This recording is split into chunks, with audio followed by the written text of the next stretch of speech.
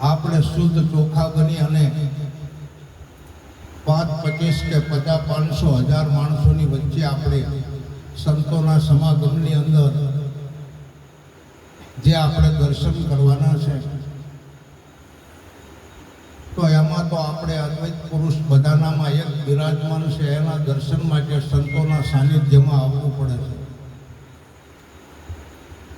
અને એમાં સાધક સંતોના જે શબ્દો છે એ આપણે સાંભળવાના છે. અને સત્સંગ એ તો આપણામાં આવેલો પરમ પુરુષ એ આત્માનો ખોરાક છે. ચાહે આપણા શરીરને 32 ભાગના ભોજન ખવડાવતા હોય, પણ આ મનની મલિનતા અને આત્માનો ખોરાક સત્સંગ છે, જેમાં આપણું મન, બુદ્ધિ અને ચિત્ત એમાં શુદ્ધ બને છે, એની મલિનતા દૂર થાય છે. મળ વિક્ષેપ અને આવરણથી બનેલું મન,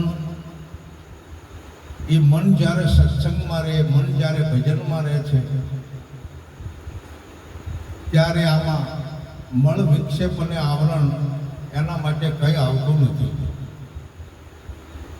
આગળ મહાપુરુષો સંતો થઈ ગયા, એમણે પણ આપણને આ સૂચન કર્યું છે કે સદગુરુ મહારાજનું આપણે ભજન કરવાનું છે. સદગુરુ મહારાજ આખા વિશ્વની અંદર એક જ છે,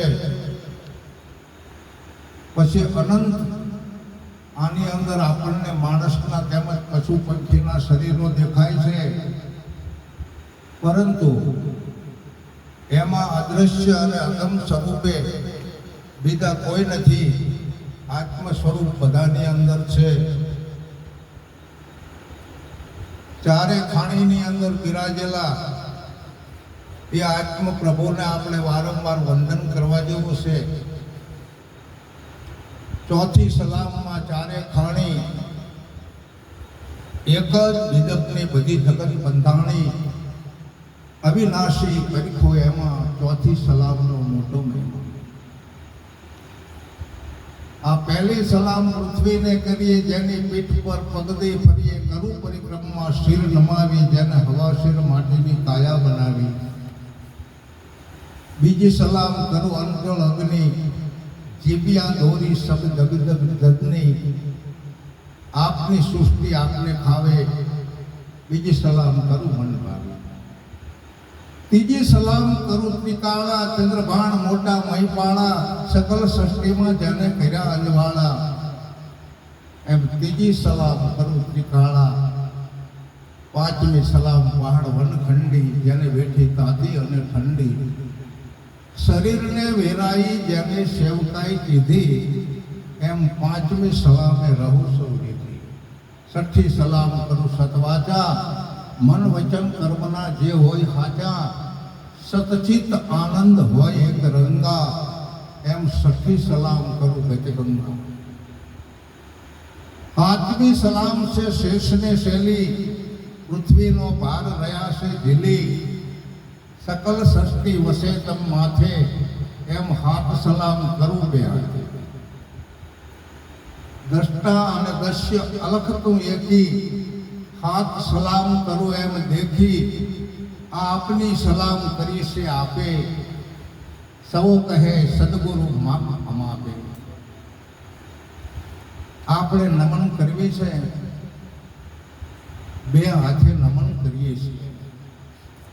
જેમાં તમે જુઓ અવિનાશનું માપણું આવી જાય છે. ઈશ્વરે આપણને આ શરીરને બેનું જોડાણ આપ્યું છે. આ બેને જોડવાના છે. કાન બે છે પણ શબ્દ એક છે, તો બે કાઈને શબ્દ એક જ સાંભળવાનો છે. આંખું બે છે પણ સામે દ્રશ્ય એક જ છે. બે આંખું આપણે એક જ દ્રશ્યને જોવાનું છે.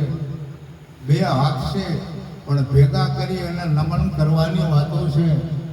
આ બે પગ છે, ચાલીને આપણને સત્સંગ સભામાં લઈ જાય છે.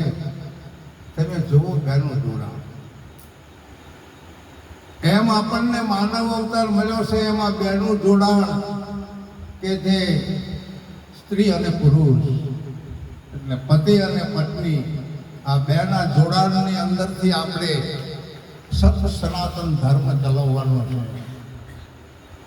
અને આ ધર્મની અંદર આપણે પાછું પગલું ભરવાનું નથી.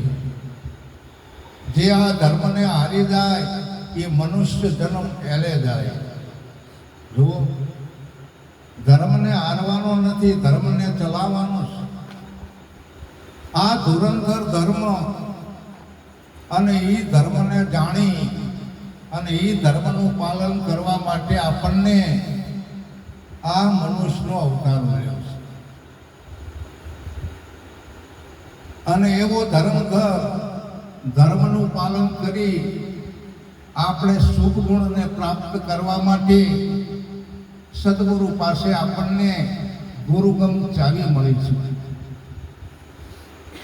અને ગુરુગમ ચાવીથી આપણે ચોપે ચાલી અને શુભ